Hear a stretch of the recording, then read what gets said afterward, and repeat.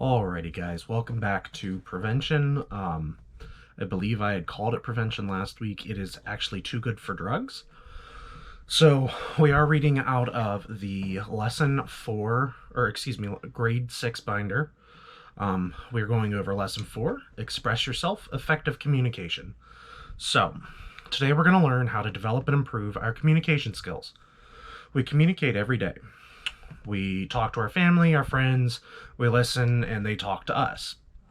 So when we write emails, we read blogs, books, those things, we are effectively communicating something of some sort in those directions and parameters. So, who can name the 2 essential roles in a conversation? I'll give you guys a couple seconds. Go ahead and comment below and let me know. Okay, so the 2 essential roles to a conversation is someone who speaks and someone who listens. So right now you guys are the listeners as I'm speaking and you're listening to this video. So there's that. The communication process is a two-way street. It involves at least one speaker and one listener sharing information back and forth. So let's identify the roles of the speaker and the listener in the communication process. What is the speaker's goal? Go ahead and comment below if you think you know. The speaker's goal is to share information. That's right. The speaker's goal is to share information. So as we're talking here today, I'm sharing information about effective communication. So I'm sharing the information as you guys are the listeners. So what is the purpose of a listener? They're to receive that information. So hopefully today you guys are going to learn a little bit about that.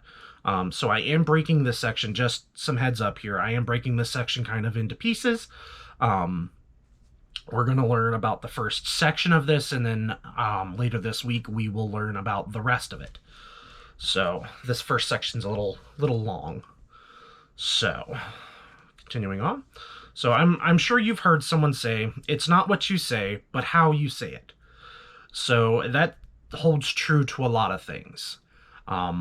You can say all kinds of things where your tone of voice could make it friendly, or it can make it very aggressive.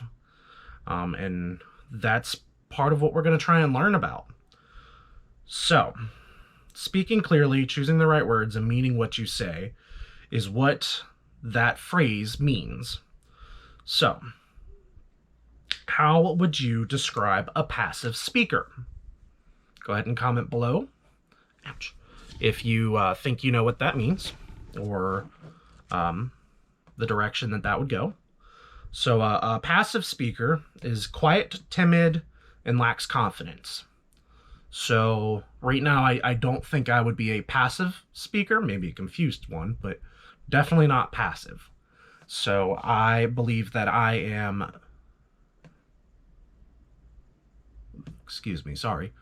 I am very confident with what I'm saying.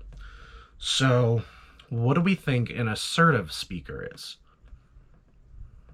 Go ahead and comment below if you think you know.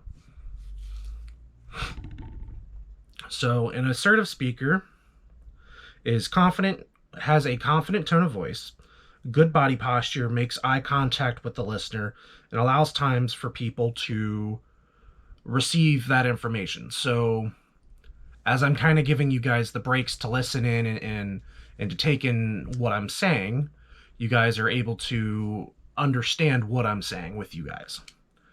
So what is an aggressive speaker?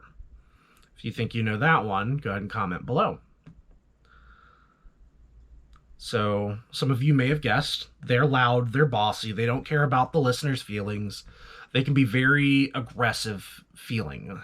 You might feel scared with them. So they are not an ideal speaker. So which one of the 3 communication styles is the most effective for sharing information and ideas? I believe that is an assertive communication.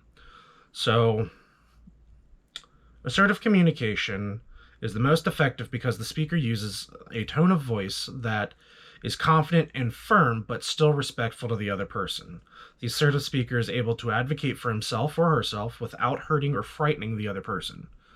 So, an aggressive person would be very self explanatory. Aggressive would be very growly to it. They would be very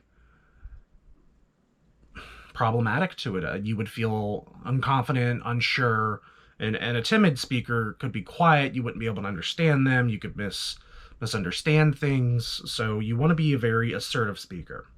So to communicate assertively, you must stand up straight, hold your head high, and put your shoulders back to show that you are sure of yourself. Excuse me, sorry.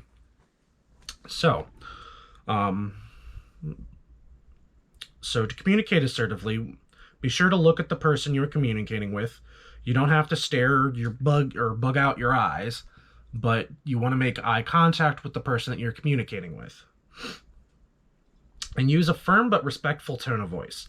Assertive speakers respect themselves and others when you communicate in a respectful, assertive manner.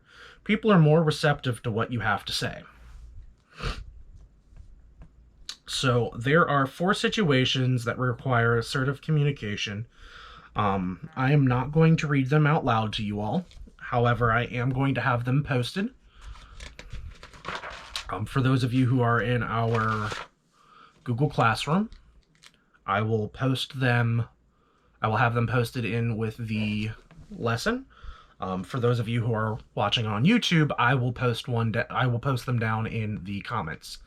So go ahead and answer those at your leisure, and answer all the other questions I asked, if you wouldn't mind, down in the comment section. So I hope everybody's having a great week, had an awesome weekend, and remember, I look forward to seeing everybody on Thursday.